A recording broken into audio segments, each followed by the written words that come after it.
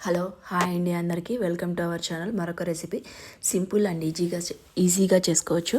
Onion ఎర్రకారం ఎలా తయారు చేసుకోవాలో చూపిస్తానండి. ఇది దోశలోకి టేస్టీగా ఉంటుంది, ఇడ్లీలో కూడా తినచ్చు, అలాగే చపాతీలోకి అన్నిటిలోకి తినచ్చు. టేస్టీగానే ఉంటుంది. ఇది ముందుగా ఆనియన్ కట్ చేసి పెట్టుకున్నాను చిన్నగా, అది మిక్సీలో వేసుకున్నాను. అలాగే రెడ్ చిల్లీస్ ఒక 15-20 తీసుకున్నాను. నేనైతే కారం తగ్గట్టు తీసుకోవాలి, కారం ఎక్కువ తినేవాళ్ళు ఇంకా ఎక్కువ వేసుకోవచ్చు. నాకైతే ఇన్ని సరిపోతుంది, నేను అలా తీసుకున్నాను. అవి హాట్ వాటర్లో వేసి పెట్టుకున్నాను.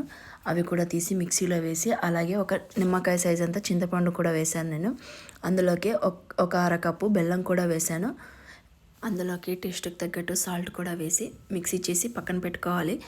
స్టవ్ మీద ఒక బౌల్ పెట్టి అందులో ఆయిల్ వేసి హీట్ అయిన తర్వాత కొంచెం కరివేపాకు, ఉద్దిపాయలు ఉంటాయి కదా, ఉద్దిపాయలు, ఆవాలు, జీలకర్ర, తెల్లవాయలు అవి కూడా కొంచెం ఫ్రై చేయాలి. ఫ్రై అయిన తర్వాత కొంచెం ఇంగువ, ఒక చిటికెడు అంత ఇంగువ వేసుకోవాలి. ఇంగువ వేసుకున్న తర్వాత మనం పేస్ట్ చేసి పెట్టుకున్నాం కదా మిక్సీ, అది కూడా వేసి మిక్స్ చేసుకోవాలి. ఒక 2-3 మినిట్స్ అంతే లో ఫ్లేమ్లోనే హీట్ చేయాలి. టేస్టీ ఎర్రకారం, ఆనియన్ ఎర్రకారం రెడీ. ఇది దోశ మీద రాసుకొని తింటే టేస్టీగా ఉంటుంది. దోశలో కానీ, ఇడ్లీలో కానీ, చపాతీలో కానీ అన్నిట్లోకి టేస్టీగానే ఉంటుంది. ఇది సింపుల్ అండ్ ఈజీగా చేసుకోవచ్చు.